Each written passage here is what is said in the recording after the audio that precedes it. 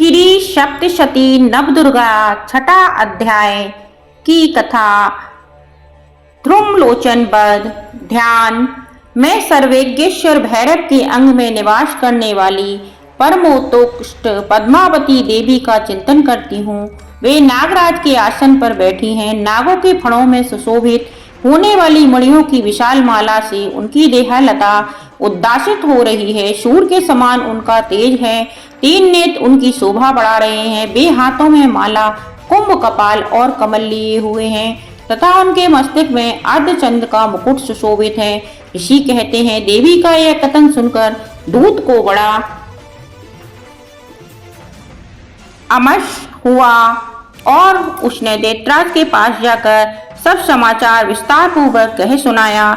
दूत के उस वचन को सुनकर दैत्यराज कुपित हो उठा और दैत्य सेनापति धूम्रलोचन से बोला, धूम्रलोचन, तुम शीघ्र अपनी सेना के साथ लेकर जाओ और उस दुष्ट के केस पकड़कर घसीटते हुए उसे बलपूर्वक यहाँ ले आओ।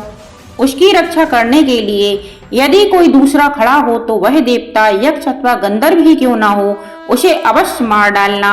ऋषि कहते हैं, सुम के इस प्रकार आज्ञा देने पर वह धूम्रलोचन दैत्य 60,000 असुरों की सेना को साथ लेकर वहां से तुरंत चल दिया। वहां पहुंचकर उसने हिमालय पर रहने वाली देवी को देखा और ललकार कर कहा, अरे तू शुम निशुम के पास चल। यदि इस समय प्रसन्नता पूर्वक मेरे स्वामी के समीप नहीं चलेगी तो मैं बलपूर्वक पकड़कर घसीटते हुए ले जाऊंगा।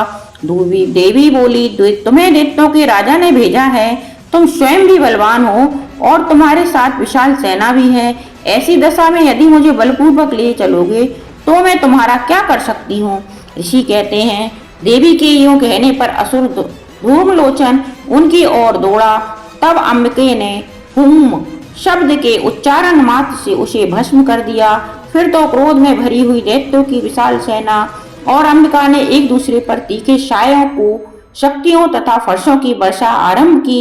इतने ही देवी का वाहन सिंह क्रोध में भरकर भयंकर गर्जना करके गर्दन के भालों को हिलाता हुआ अश्वों की सेना में कूद पड़ा। उसने कुछ दैत्यों की पंजे से मारा, कितनों को अपने जबड़ों से और कितने ही महादैत्यों को पटककर ऊंट की दाढ़ों से घायल करके मार डाला। उस सिंह ने अपने नखों से कितनों के पेट फाड़ डाले और थप्पड़ मारकर कितनों के सिर धड़ से अलग कर दिए, कितनों की भुजाएं और मस्तक काट डाले तथा अपनी गर्दन के बाल हिलाते हुए उसने दूसरे दैत्यों के पेट फाड़कर उनका रक्त चूस लिया। अत्यंत क्रोध में भरे हुए देवी के वाहन उस महाबली सिंह ने क्षण भर में ही असुरों की सारी सेना का संहार कर डाला। शुंभ ने जब सुना कि देवी ने धूम्रलोचन असुर को मार डाला तथा उसके सिंह ने सारी सेना का सफाया कर डाला, तब उस दैत्यराज को बड़ा क्रोध हुआ। उसका होंठ कांपने लगे। उसने चंड और मुंड नामक दो महादैत्यों को आज्ञा दी, हे चंड और हे मुंड, तुम लोग अपनी बहुत बड़ी सेना लेकर वहां जाओ। उस देवी के बाल पकड़कर अब अथवा उसे बांधकर शीघ्र यहाँ ले आओ। यदि इस प्रकार उसको लाने में संदेह हो तो युद्ध में सब प्रकार के अस्त्र शस्त्रों तथा समस्त आश्री सेना का प्रयोग करके उसकी हत्या कर डालना। उस दुष्टा की हत्या होने तथा सिंह के भी मारे जाने पर उस अंबिका को बांधकर साथ ले शीघ्र ही लौट आना। इस प्रकार श्री मार्कंडेय पुराण में सर्वाणिक मनवंतर की कथा के अंतर्गत देवी महात्म्य में ध्रुमलोचन वध नामक छठा अध्याय पूरा हुआ। बोलो माँ दुर्गा देवी की जय हो, जय हो, जय हो।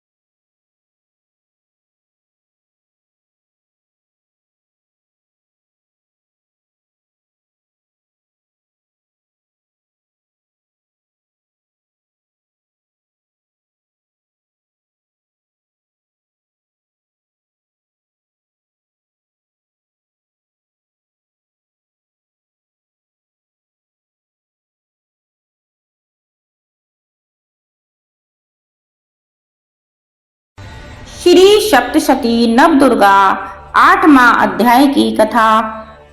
रक्त बीज वध। ध्यान। मैं अणिमा आदि सिद्धमयी किरणों से आवृत भवानी का ध्यान करती हूँ। उनके शरीर का रंग लाल है, नेत्रों में गरुणा लहरा रही है तथा हाथों में पाश, अंकुश, बाण और धनुष शोभा पाते हैं। ऋषि कहते हैं, चंड और मुंड नामक दैत्यों के मारे जाने तथा बहुत सी सेना का संहार हो जाने पर दैत्यों के राजा प्रतापी शुंभ के मन में बड़ा क्रोध हुआ और उसने दैत्यों की संपूर्ण सेना को युद्ध के लिए कूच करने की आज्ञा दी। वह बोला, आज उदययुध नाम के 86 दैत्य सेनापति अपनी सेनाओं के साथ युद्ध के लिए प्रस्थान करें। कम्बु नाम वाले दैत्यों की 84 सेना नायक अपनी वाहिनी से घिरे हुए यात्रा करें। 50 कोटि वीर कुल के और 100 धूर्म कुल के असुर सेनापति मेरी आज्ञा से सेना सहित कूच करें। कालक, दोहार्द, मोर और कालके असुर भी युद्ध के लिए तैयार हो मेरी आज्ञा से तुरंत प्रस्थान करें। भयानक शासन करने वाला असुरराज शुंभ इस प्रकार आज्ञा दे सहस्त्रों बड़ी बड़ी सेनाओं के साथ युद्ध के लिए प्रस्थित हुआ। उसकी अत्यंत भयंकर सेना आती देख चंडिका ने अपने धनुष की टंकार से पृथ्वी और आकाश के बीच का भाग बुझा दिया। राजन तदंतर देवी के सिंह ने भी बड़े जोर से दहाड़ना आरंभ किया। फिर अंबिका ने घंटे के शब्द से उस ध्वनि को भी और बढ़ा दिया। धनुष की टंकार, सिंह की दहाड़ और घंटे की ध्वनि से संपूर्ण दिशाएं गूंज उठी। उस भयंकर शब्द से काली ने अपने विकराल मुख को और भी बढ़ा लिया तथा इस प्रकार वे विजयिनी हुई और उस तुमुल नाद को सुनकर दैत्यों की सेनाओं ने चारों ओर से आकर चंडिका देवी, सिंह तथा काली देवी को क्रोध पूर्वक घेर लिया। राजन, इसी बीच में असुरों के विनाश तथा देवताओं के युद्ध के लिए ब्रह्मा, शिव, कार्तिकेय, विष्णु तथा इंद्र आदि देवताओं की शक्तियां जो अत्यंत पराक्रम और बल से संपन्न थी, उनके शरीर से निकलकर उन्हीं के रूप में चंडिका देवी के पास गईं। जिस देवता का जैसा रूप, जैसा वेश भूषा और जैसा वाहन है, ठीक वैसे ही साधनों से संपन्न हो उसकी शक्ति असुरों से युद्ध करने के लिए आई।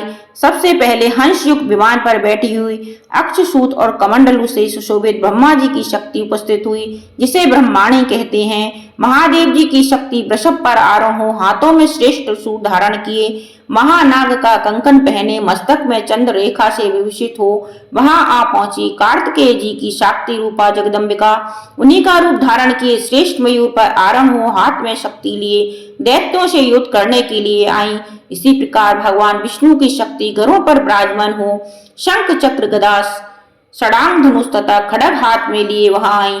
अनुपम यज्ञ वाराह की रूप का धारण करने वाले श्री हरि की जो शक्ति है, वह भी 12 शरीर धारण करके वहां उपस्थित हुई। नारसिंह की शक्ति भी नरसिंह के समान शरीर धारण करके वहां आई।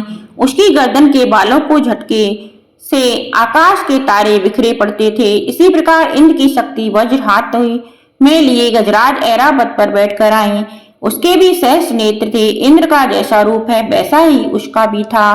तदंतर उन देव शक्तियों से घिरे हुए महादेव जी ने चंडिका से कहा, मेरी प्रसन्नता के लिए तुम शीघ्र ही उन असुरों का संहार करो।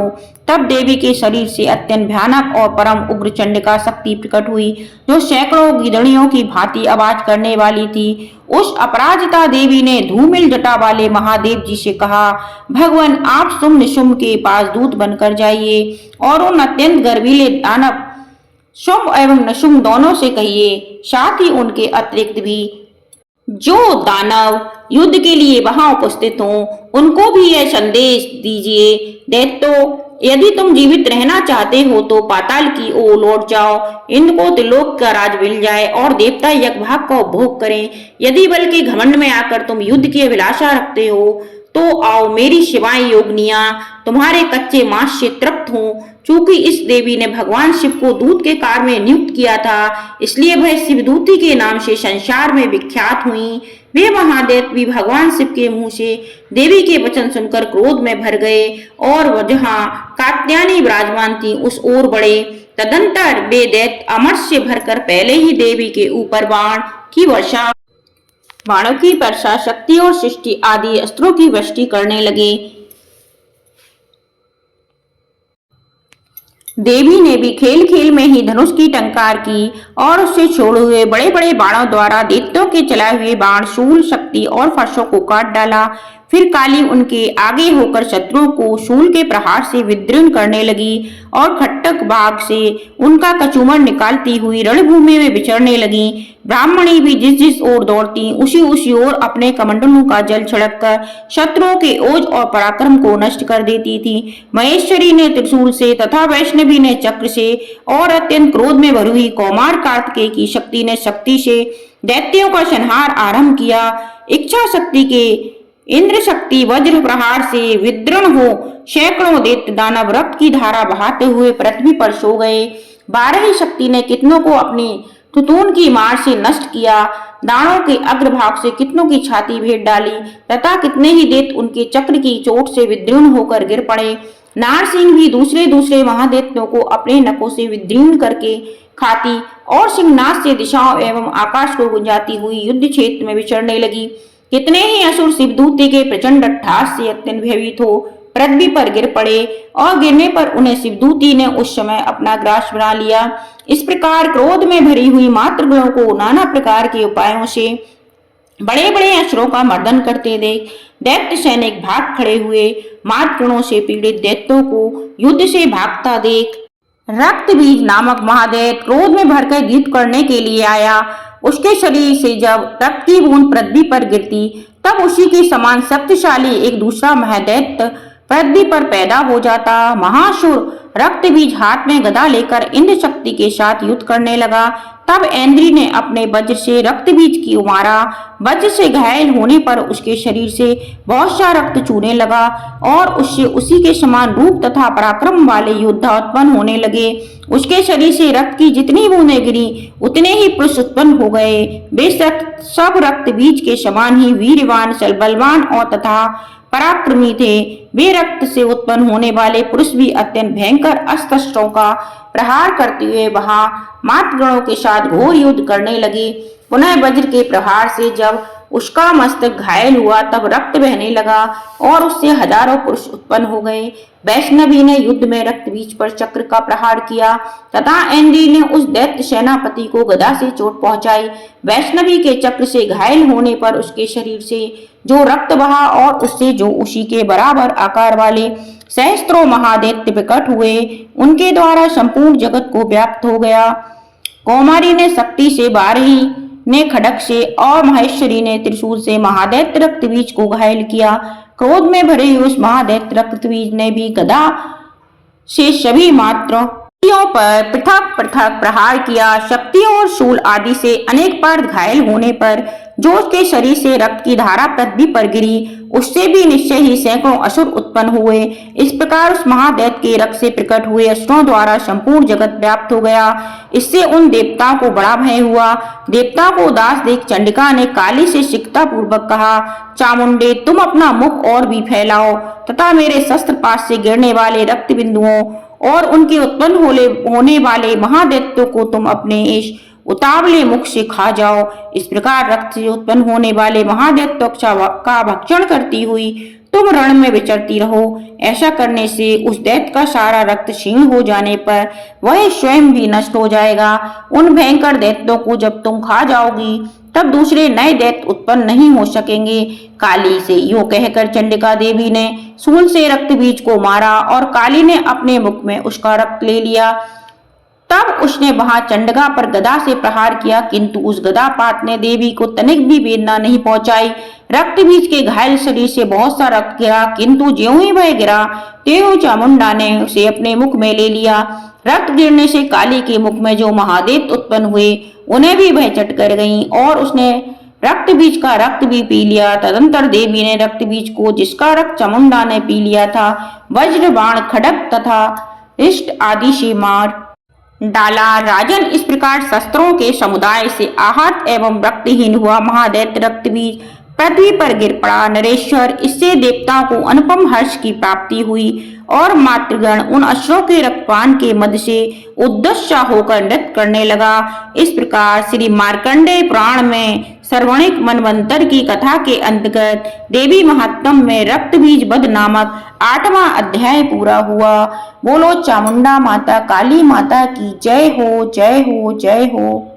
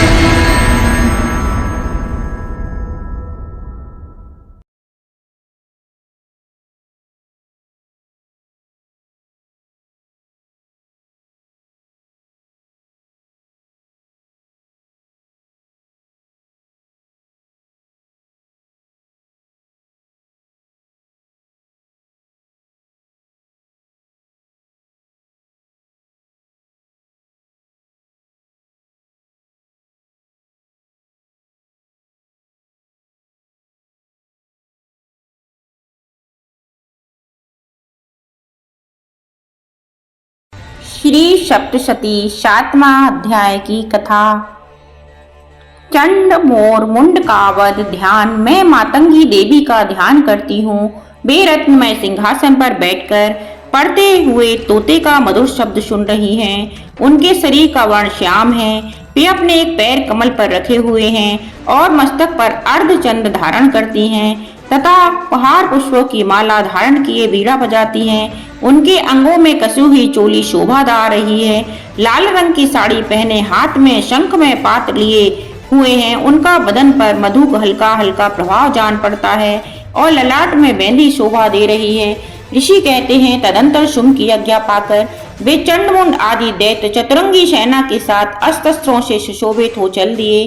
फिर गिरिराज हिमालय के स्वर्णमय ऊंचे शिखर पर पहुंचकर उन्होंने सिंह पर बैठी देवी को देखा। वे मंद मंद मुस्कुरा रही थी। उन्हें देखकर दैत्य लोग तत्परता से पकड़ने का उद्योग करने लगे। किसी ने धनुष तान लिया, किसी ने तलवार संभाली और कुछ लोग देवी के पास आकर खड़े हो गए। तब अंबिका ने उन शत्रुओं के प्रति बड़ा क्रोध किया। उस समय क्रोध के कारण उनका मुख काला पड़ गया, ललाट में भौहें टेढ़ी हो गईं और वहां से तुरंत विकराल मुखी काली प्रकट हुई जो तलवार और पाश लिए हुए थी। वे विचित्र खड़ग बांग धारण किए और चीते के चर्म की साड़ी पहने नरमुंडों की माला से विभूषित थी। उनके शरीर का मांस सूख गया था, केवल हड्डियों का ढांचा था जिससे वे अत्यंत भयंकर जान पड़ती थी। उनका मुख बहुत विशाल था। जीभ लपल पाने के कारण वे और भी डरावनी प्रतीत होती थीं। उनकी आंखें भीतर की धसी हुई और कुछ लाल थीं। वे अपनी भयंकर गर्जना से संपूर्ण दिशाओं को गुजार रही थीं। बड़े बड़े दैत्यों का वध करती हुई वे कालिका देवी बड़े वेग से दैत्यों की उस सेना पर टूट पड़ी, उन सबको भक्षण करने लगी। वे पाशप्रचक अंकुशधारी महावर्ती योद्धा और घंटा सहित कितने ही हाथियों को एक एक ही हाथ से पकड़कर मुंह में डाल लेती थी। इसी प्रकार घोड़े, रथ और सारथी के साथ रथी सैनिकों को मुंह में डालकर वे उन्हें बड़े भयानक रूप से चबा डालती थी। किसी के बाल पकड़ लेती, किसी का गला दबा देती, किसी को पैर से कुचल डालती और किसी की छाती के धक्के से गिराकर मार डालती थी। वे असुरों के छोड़े हुए बड़े बड़े अस्त्र शस्त्र मुंह से पकड़ लेती और रोष में भरकर उनको दांतों से पीस कर डालती। काली ने बलवान एवं दुरात्मा दैत्यों की वह सारी सेना रोन डाली, खा डाली और कितनों को मार भगाया। कोई तलवार के घाट उतारे गए, कोई खटाक बांग से पीटे गए और कितने ही असुर दांतों के अग्रभाव से कुचले जाकर मृत्यु को प्राप्त हुए। इस प्रकार देवी ने असुरों की सारी सेना को क्षण भर में मार गिराया। यह देख चंड उन अत्यंत भयानक काली देवी की ओर दौड़ा तथा महादेव मुंड ने भी अत्यंत भयंकर बाणों की वर्षा से तथा हजारों बार चलाए हुए चक्रों से उन भयानक नेत्रों वाली देवी को आच्छादित कर दिया। वे अनेकों चक्र देवी के मुख से में समाते हुए ऐसे जान पड़े मानो सूर्य के बहुतेरे मंडल बादलों के उदर में प्रवेश कर रहे हों। तब भयंकर गर्जना करने वाली काली ने अत्यंत रोष से भरकर विकट अट्टहास किया। उस समय उनके विकराल बदन के भीतर कठिनता से देखे जा सकने वाले दांतों की प्रभाव में अत्यंत उज्जवल दिखाई देती थी। देवी ने बहुत बड़ी तलवार हाथ में ले हम का उच्चारण करके चंड पर धावा किया और उसके केस पकड़कर उसी तलवार से उसका मस्तक काट डाला। चंड को मारा गया देखकर मुंड भी देवी की ओर दौड़ा।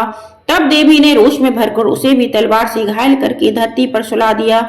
महापराक्रमी चंड और मुंड को मारा गया देख मरने से बची हुई बाकी सेना भय से व्याकुल हो चारों ओर भाग गई। तदंतर काली ने चंड और मुंड का मस्तक हाथ में ले चंडिका के पास जाकर प्रचंड अट्टहास करते हुए कहा, देवी, मैंने चंड और मुंड नामक इन दो महापशुओं को तुम्हें भेंट किया है। अब युद्ध यज्ञ में तुम शुंभ और निशुंभ का स्वयं ही वध करना। ऋषि कहते हैं, बाल आए हुए उन चंड मुंड नामक महादैत्यों को देखकर कल्याणमयी चंडी ने काली से मधुर वाणी में कहा, देवी, तुम चंड और मुंड को लेकर मेरे पास आई हो, इसलिए मैं संसार में तुम्हारा चामुंडा के नाम से तुम्हारी ख्याति होगी।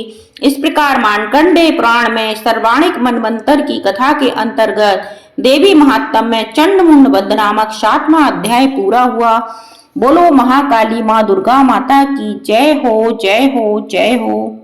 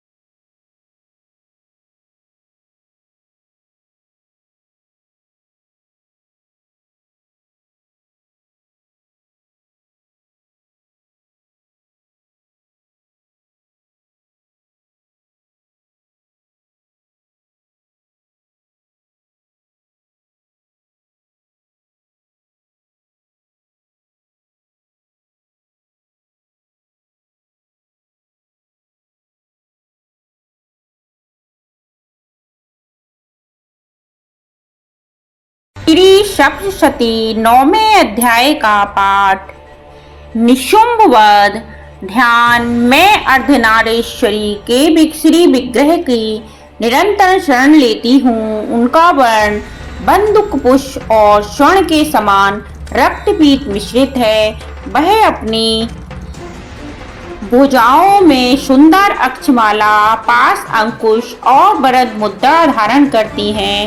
इंद्रचंद्र उनका आभूषण है तथा वह 3 नेत्रों से सुशोभित हैं। राजा ने कहा, भगवान, आपने रक्तबीज के वध से संबंध रखने वाला देवी चरित्र का यह अद्भुत महात्म मुझे बतलाया। अब रक्तबीज के मारे जाने पर अत्यंत क्रोध से भरे हुए शुंभ और निशुंभ ने जो कर्म किया उसे मैं सुनना चाहता हूँ। ऋषि कहते हैं, राजन, युद्ध में रक्तबीज तथा अन्य दैत्यों के मारे जाने पर शुंभ और निशुंभ के क्रोध की सीमा न रही। अपनी विशाल सेना इस प्रकार मारी जाती देख निशुंभ अमर्ष में भरकर देवी की ओर दौड़ा। उसके साथ अश्वों की प्रधान सेना थी। उसके आगे पीछे तथा पार्श्व भाग में बड़े बड़े असुर थे जो क्रोध से ऊंट चबाते हुए देवी को मार डालने के लिए आए। महापराक्रमी शुंभ भी अपनी सेना के साथ मातृगणों से युद्ध करके क्रोधवश चंडिका को मारने के लिए आ पहुंचा। तब देवी के साथ शुंभ और निशुंभ का घोर संग्राम छिड़ गया। वे दोनों दैत्य मेघों की भांति बाणों की भयंकर वृष्टि कर रहे थे। उन दोनों के चलाए हुए बाणों को चंडिका ने अपने बाणों के समूह से तुरंत काट डाला। शस्त्र समूह को वर्षा करके उन दोनों दैत्यपतियों के अंगों में भी चोट पहुंचाई। निशुंभ ने तीखी तलवार और चमकती हुई ढाल लेकर देवी के श्रेष्ठ वाहन सिंह के मस्तक पर प्रहार किया। अपने वाहन को चोट पहुंचने पर देवी ने श्रूप नामक बाण से निशुंभ की श्रेष्ठ तलवार तुरंत ही काट डाली और उसकी ढाल को भी, जिसमें 8 चांद जड़े थे, खड खड कर दिया। ढाल और तलवार के कट जाने पर उस असुर ने शक्ति चलाई, किंतु सामने आने पर देवी ने चक्र से उसके भी 2 टुकड़े कर दिए। अब तो निशुंभ क्रोध में जल उठा और उस दानव ने देवी को मारने के लिए शूल उठाया, किंतु देवी ने समीप आने पर उसे भी मुक्के से मारकर चूर्ण कर दिया। तब उसने गदा घुमाकर चंडी के ऊपर चलाई, परंतु वह भी देवी के त्रिशूल से कटकर भस्म हो गई। तदंतर दैत्यराज निशुंभ को फरसा हाथ में लेकर आते देख देवी ने बाण समूह से घायल कर धरती पर सुला दिया। उस भयंकर पराक्रमी भाई निशुंभ के धराशायी हो जाने पर शुंभ को बड़ा क्रोध हुआ और अंबिका का वध करने के लिए वह आगे बढ़ा। रथ पर बैठे बैठे ही उत्तम आयुधों से सुशोभित अपनी बड़ी बड़ी 8 अनुपम भुजाओं से समूचे आकाश को ढककर वह अद्भुत शोभा पाने लगा। उसे आते देख देवी ने शंख बजाया और धनुष की प्रतिज्ञा का भी अत्यंत दुस्सह शब्द किया। साथ ही अपने घंटे के शब्द से, जो समस्त दैत्य सैनिकों का तेज नष्ट करने वाला था, संपूर्ण दिशाओं को व्याप्त कर दिया। तदंतर सिंह ने भी अपनी दहाड़ से, जिसे सुनकर बड़े बड़े गजराजों का महान मद दूर हो जाता था, आकाश, पृथ्वी और 10 दिशाओं को गुजा दिया। फिर काली ने आकाश में उछलकर अपने दोनों हाथों से पृथ्वी पर आघात किया। उससे ऐसा भयंकर शब्द हुआ जिससे पहले के सभी शब्द शांत हो गए। तत्पश्चात शिवदूती ने दैत्यों के लिए अमंगलजनक अट्टहास किया। इन शब्दों को सुनकर समस्त असुर थर्रा उठे, किंतु निशुंभ को बड़ा क्रोध हुआ। उस समय देवी ने जब शुंभ को लक्ष्य करके कहा, ओ दुरात्मा, खड़ा रहे। तभी आकाश में खड़े हुए देवता बोल उठे, जय हो, जय हो, जय हो। शुंभ ने वहां आकर ज्वालाओं से युक्त अत्यंत भयानक शक्ति चलाई। अग्निमय पर्वत के समान आती हुई उस शक्ति को देवी ने बड़े भारी लूके से दूर हटा दिया। उस समय शुंभ के सिंहनाद से तीनों लोग गूंज उठे। राजन, उसकी प्रतिध्वनि से वज्रपात के समान भयंकर शब्द हुआ, जिसने अन्य शब्दों को जीत लिया। शुंभ के चलाए हुए बाणों के देवी ने और देवी के चलाए हुए बाणों ने शुंभ ने अपने भयंकर बाणों द्वारा सैकड़ों और हजारों टुकड़े कर दिए। तब क्रोध में भरी हुई चंडिका ने शुंभ को शूल से मारा। उसके आघात से मूर्छित तो वह पृथ्वी पर गिर पड़ा। इतने में ही निशुंभ को चेतना हुई और उसने धनुष हाथ में लेकर बाणों द्वारा देवी, काली तथा सिंह को घायल कर डाला।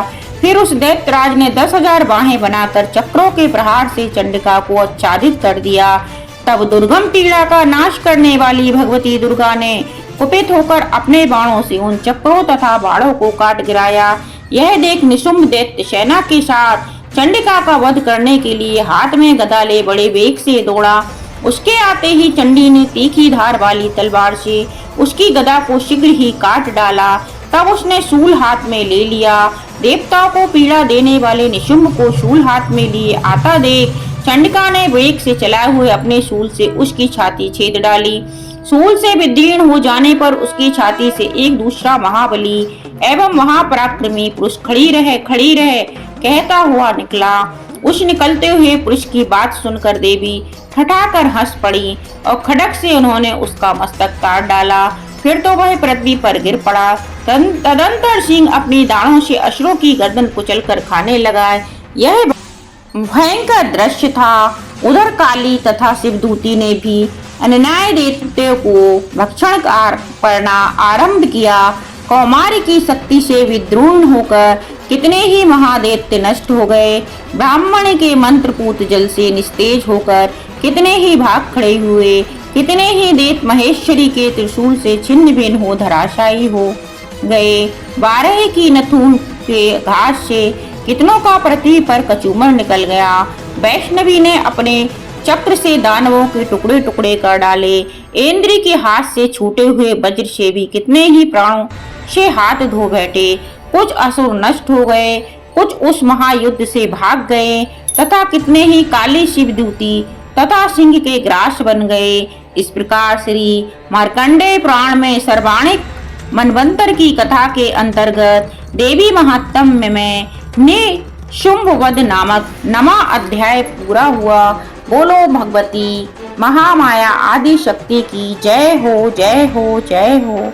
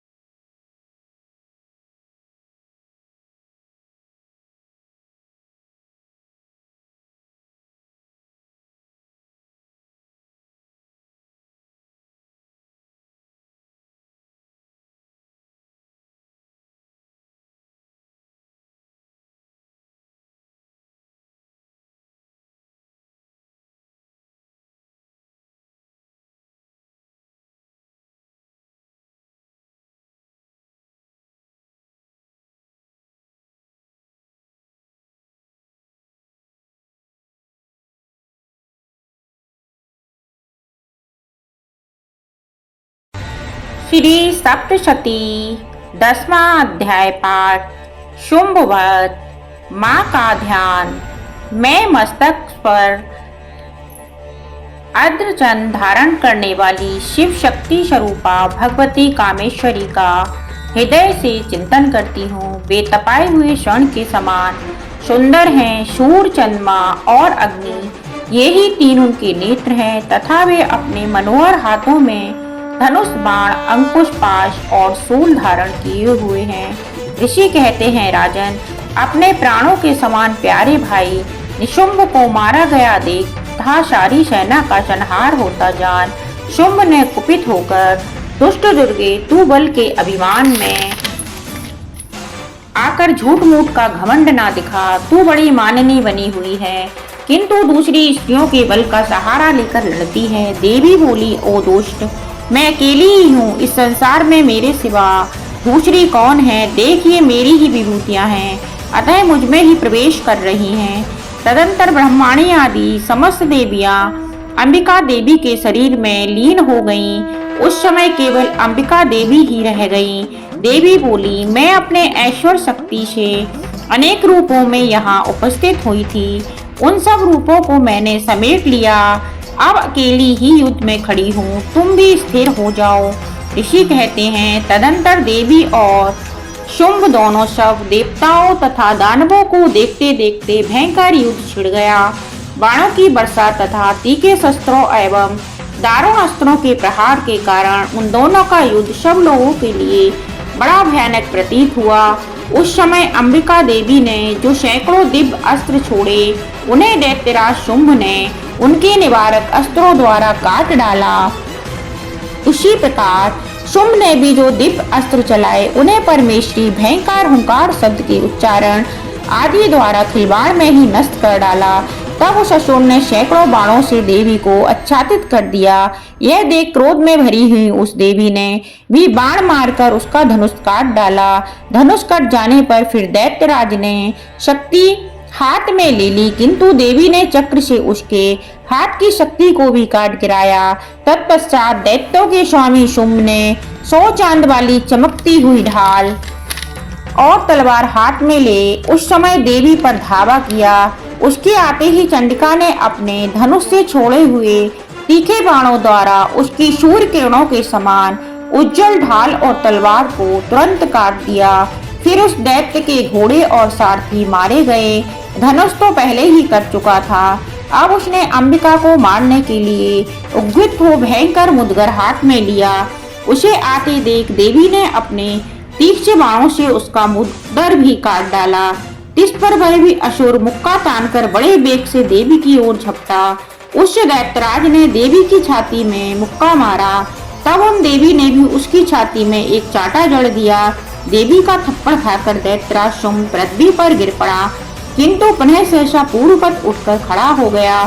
फिर वह उछला और देवी के ऊपर ले जाकर आकाश में खड़ा हो गया। तब चंडिका आकाश में भी बिना किसी आधार के ही शुंभ के साथ युद्ध करने लगी। उस समय दैत्य और चंडिका आकाश में एक दूसरे से लड़ने लगे। उनका यह युद्ध पहले सिद्ध और मुनियों को विस्मय में डालने वाला हुआ। फिर अंबिका ने शुंभ के साथ बहुत देर तक युद्ध करने के पश्चात उसे उठाकर घुमाया और पृथ्वी पर पटक दिया। पटके जाने पर पृथ्वी पर आने के बाद वह दुष्टात्मा दैत्य पुनः चंडिका का वध करने के लिए उनकी ओर बड़े वेग से दौड़ा। तब समस्त दैत्यों के राजा शुंभ को अपनी ओर आता देख देवी ने त्रिशूल से उसकी छाती छेद कर उसे पृथ्वी पर गिरा दिया। देवी की शूल की धार से घायल होने पर उसके प्राण पखेरु उड़ गए। वह समुद्रों, द्वीपों तथा पर्वतों सहित समूची पृथ्वी को कपाता हुआ भूमि पर गिर पड़ा। तदंतर उस दुरात्मा के मारे जाने पर संपूर्ण जगत प्रसन्न एवं पूर्ण स्वस्थ हो गया तथा आकाश स्वच्छ दिखाई देने लगा। पहले जो उत्पात सूचक मेघ और उल्कापात होते थे, वे सब शांत हो गए तथा उस दैत्य के मारे जाने पर नदियां भी ठीक मार्ग से बहने लगीं। उस समय शुंभ की मृत्यु के बाद संपूर्ण देवताओं का हृदय हर्ष से भर गया और गंधर्व गण मधुर गीत गाने लगे। दूसरे गंधर्व बाजे बजाने लगे और अप्सराएं नाचने लगी। पवित्र वायु बहने लगी। सूर्य की प्रभा उत्तम हो गई। अग्निशाला की बुझी हुई आग अपने आप प्रज्वलित हो उठी तथा संपूर्ण दिशाओं के भयंकर शब्द शांत हो गए। इस प्रकार श्री मार्कंडेय पुराण में सर्वाणिक मनवंतर की कथा के अंतर्गत देवी महात्म में शुंभवध नामक 10वां अध्याय पूरा हुआ। बोलो माँ दुर्गा देवी की जय हो, जय हो, जय हो।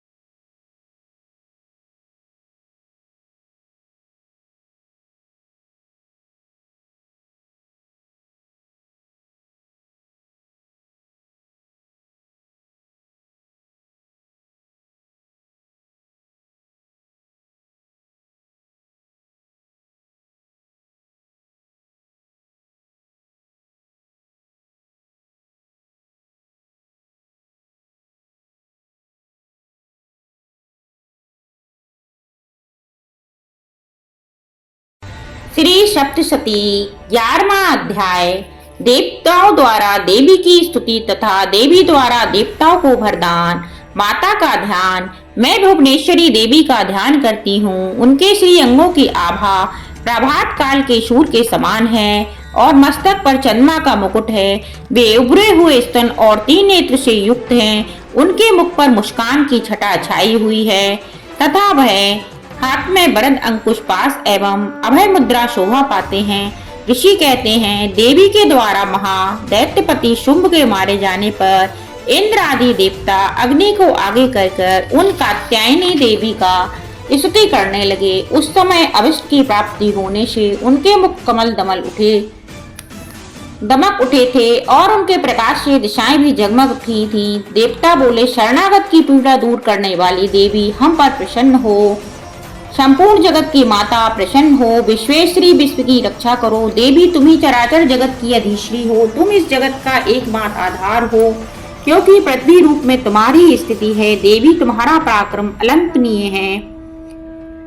तुम ही जल रूप में स्थित होकर संपूर्ण जगत को तृप्त करती हो। तुम अनंत बल संपन्न वैष्णवी शक्ति हो। इस विश्व की कारण भूता परामाया हो। देवी तुमने समस्त जगत को मोहित कर रखा है। तुम्ही प्रसन्न होने पर इस पृथ्वी पर मोक्ष की प्राप्ति कराती हो। देवी संपूर्ण विद्याएं तुम्हारे ही भिन्न भिन्न स्वरूप हैं। जगत में जितनी स्त्रियां हैं वे सब तुम्हारी ही मूर्तियां हैं। जगदम्ब एकमात्र तुमने ही इस विश्व को व्याप्त कर रखा है। तुम्हारी स्तुति क्या हो सकती है। तुम तो स्तवन करने योग्य पदार्थ से परे एवं परावाणी हो। जब तुम सर्वस्वरूपा देवी स्वर्ग तथा मोक्ष प्रदान करने वाली हो, तब इसी रूप में तुम्हारी स्तुति हो गई। तुम्हारी स्तुति के लिए इससे अच्छी युक्तियां और क्या हो सकती हैं। बुद्धि रूप से सब लोगों के हृदय में विराजमान रहने वाली तथा स्वर्ग एवं मोक्ष प्रदान करने वाली नारायणी देवी तुम्हें नमस्कार है। कला काष्ठा आदि के रूप में क्रम परिणाम अवस्था परिवर्तन की ओर ले जाने वाली तथा विश्व का उपसंहार करने में समर्थ नारायणी तुम्हें नमस्कार है। नारायणी तुम सब प्रकार का मंगल प्रदान करने वाली मंगलामयी कल्याणदायिनी शिवा हो। सब पुरुषार्थों को सिद्ध करने वाली शरण वत्सला 3 नेत्रों वाली एवं गौरी हो। तुम्हें नमस्कार है। तुम सृष्टि पालन और संहार की शक्ति भूता सनातनी देवी गुणों का आधार तथा सर्वगुणमयी हो। नारायणी तुम्हें नमस्कार है। शरण में आए हुए तीनों एवं पीड़ितों की रक्षा में संलग्न रहने वाली तथा सबकी पीड़ा दूर करने वाली नारायणी देवी तुम्हें नमस्कार है। तुम ब्राह्मणी का रूप धारण करके हंसों से जुटे हुए विमान पर बैठती तथा कुछ मिश्रित छिड़कती रहती हो। तुम्हें नमस्कार है। महेशी रूप से त्रिशूल चंद्रमा एवं सबको धारण करने वाली तथा महान वृषभ की पीठ पर बैठने वाली नारायणी देवी तुम्हें नमस्कार है। मोरों और मुर्गों से घिरे रहने वाली महाशक्ति धारण करने वाली नारायणी कौमारी रूप धारणी निष्पापे नारायणी तुम्हें नमस्कार है। शंख चक्र गदा और सढ़ांग धनुष रूप उत्तम आयुधों को धारण करने वाली वैष्णवी शक्ति रूपा नारायणी तुम प्रसन्न हो। तुम्हें नमस्कार है। हाथ में भयानक महाचक्र लिए और दानों को धरती से उठाए बाहरी रूप धारणी कल्याणमयी नारायणी तुम्हें नमस्कार है। भयंकर नारसिंह से दैत्यों के वध के लिए उद्योग करने वाली तथा त्रिभुवन की रक्षा में संलग्न रहने वाली नारायणी तुम्हें नमस्कार है। मस्तक पर किरीट और हाथ में महावज्र धारण करने वाली सहस्त्र नेत्रों के कारण उद्दीप्त दिखाई देने वाली और वृतासुर के प्राणों का अपहरण करने वाली इंद्र शक्ति रूपा नारायणी देवी तुम्हें नमस्कार है।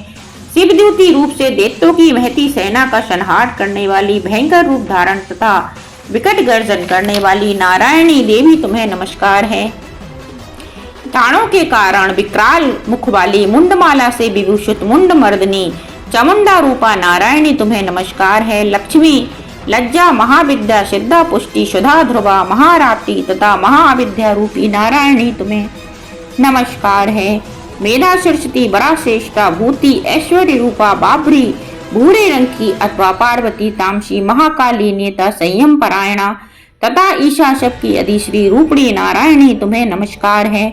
सर्वस्वरूपा सर्वरेश्वरी तथा सब प्रकार की शक्तियों से संपन्न दिव्य रूपा दुर्गा देवी सब भयों से हमारी रक्षा करो। तुम्हें नमस्कार है। कात्यायनी यह 3 लोचनों से विभूषित तुम्हारा सौम्यमुख सब प्रकार के भयों से हमारी रक्षा करे। तुम्हें हम नमस्कार है। भद्रकाली ज्वालाओं के कारण विकराल प्रतीत होने वाला अत्यंत भयंकर और समस्त असुरों का संहार करने वाला तुम्हारा त्रिशूल भय से हमें बचाए, तुम्हें नमस्कार है।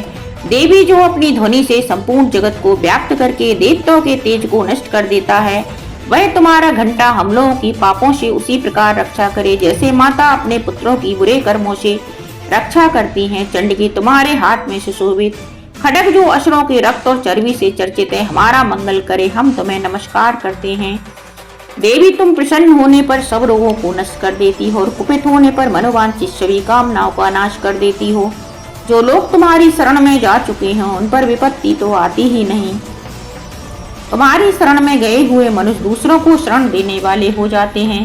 देवी अम्बिके तुमने अपने स्वरूप को अनेक भागों में विभक्त करके नाना प्रकार के रूपों से जो इस समय धर्मद्रोही महादेवों का संहार किया है, वह सब दूसरी कौन कर सकती हैं। विधाओं में ज्ञान को प्रकाशित करने वाले शास्त्रों में तथा आदि वाक्यों वेदों में तुम्हारे सिवा और किसका वर्णन है, तथा तुमको छोड़कर दूसरी कौन ऐसी शक्ति है जो इस विश्व को अज्ञान में घोर अंधकार से परिपूर्ण ममता रूपी गड़े में निरंतर भटका रही हो। जहाँ राक्षस, जहाँ भयंकर विष वाले सर्प, जहाँ शत्रु, जहाँ लुटेरों की सेना और जहाँ दवानल हो, वहाँ तथा समुद्र के बीच में भी साथ साथ रहकर तुम विश्व की रक्षा करती हो। विश्वेश्वरी तुम विश्व का पालन करती हो, विश्व रूपा हो, इसलिए संपूर्ण विश्व को धारण करती हो। तुम भगवान विश्वनाथ की भी वंदनीय हो। जो लोग भक्ति पूर्वक तुम्हारे सामने मस्तक झुकाते हैं, वे संपूर्ण विश्व को आश्रय देने वाले होते हैं। देवी प्रसन्न हो, जैसे इस समय असुरों का वध करके तुमने शीघ्र ही हमारी रक्षा की है, उसी प्रकार सदा हमें शत्रुओं के भय से बचाओ। संपूर्ण जगत का पाप नष्ट कर दो। उत्पात एवं पापों के फलस्वरूप प्राप्त होने वाले महामारी आदि बड़े बड़े उपद्रवों को शीघ्र दूर करो। विश्व की पीड़ा दूर करने वाली देवी, हम तुम्हारे चरणों पर पड़े हुए हैं, हम पर प्रसन्न हो। त्रिलोक निवासिनियों की पूजनीय परमेश्वरी, सब लोगों को वरदान दो। देवी बोली, देवताओं में वर देने को तैयार हूँ। तुम्हारे मन में जिसकी इच्छा हो वह वर मांग लो, संसार के लिए उस कारक वर को मैं अवश्य दूंगी। देवता बोले, सर्वेश्वरी तुम इस प्रकार तीनों लोकों की समस्त बाधाओं को शांत करो और हमारे शत्रुओं का नाश करती रहो। देवी बोली, देवताओं, वैवनस्थ मनवंतर के 28वें युग में शुंभ और निशुंभ नाम के 2 अन्य महादेव उत्पन्न होंगे। तब मैं नंद गोप के घर में उनकी पत्नी यशोदा के गर्भ से अवतीर्ण हो विंध्याचल में जाकर रहूंगी और दोनों असुरों का नाश करूंगी। फिर अत्यंत भयंकर रूप से पृथ्वी पर अवतार ले मैं विप्रचित नाम वाले दानवों का वध करूंगी। उन भयंकर महादैत्यों को भक्षण करते समय मेरे दांत अनार के फूल की भांति लाल हो जाएंगे। तब स्वर्ग में देवता और मृतलोक में मनुष्य सदा मेरी स्तुति करते हुए मुझे रक्त दंत का कहेंगे। फिर जब पृथ्वी पर 100 वर्षों के लिए वर्षा रुक जाएगी और पानी का अभाव हो जाएगा, उस समय मुनियों के स्तवन करने पर मैं पृथ्वी पर अयोनिजा रूप में प्रकट होंगी और 100 नेत्रों से मुनियों को देखूंगी। अतः मनुष्य शताक्षी इस आराम से मेरा कीर्तन करेंगे। देवता, उस समय मैं अपने शरीर से उत्पन्न हुए शाकों द्वारा समस्त संसार का भरण पोषण करूंगी। जब तक वर्षा नहीं होगी तब तक वे शाक ही सबके प्राणों की रक्षा करेंगे। ऐसा करने के कारण पृथ्वी पर शाकंभरी के नाम से मेरी ख्याति होगी। उसी अवतार में दुर्गम नामक महादैत्य का वध भी करूंगी। इससे मेरा नाम दुर्गा देवी के रूप में प्रसिद्ध होगा। फिर मैं जब भीम रूप धारण करके मुनियों की रक्षा के लिए हिमालय पर रहने वाले राक्षसों का भक्षण करूंगी, उस समय सब मुनि भक्ति से नतमस्तक होकर मेरे स्वरूप की स्तुति करेंगे। तब मेरा नाम भीमा देवी के नाम से विख्यात होगा। जब अरुण नामक दैत्य तीनों लोकों में भारी उपद्रव मचाएगा, तब मैं तीनों लोकों का हित करने के लिए 6 पैर वाले शंख भ्रामरों का रूप धारण करके उस महादैत्य का वध करूंगी। इस समय सब लोग भ्रामरी के नाम से चारों ओर मेरी स्तुति करेंगे। इस प्रकार जब जब संसार में दानवी बाधा उपस्थित होगी, तब तब अवतार लेकर मैं शत्रुओं का संहार करूंगी। इस प्रकार श्री मार्कंडेय पुराण में सर्वाणिक वन मंत्र की कथा के अंतर्गत देवी महात्म में देवी स्तुति नामक 11वां अध्याय पूरा हुआ। बोलो महाभगवती की जय हो, जय हो, दुर्गा देवी की जय हो, जय हो।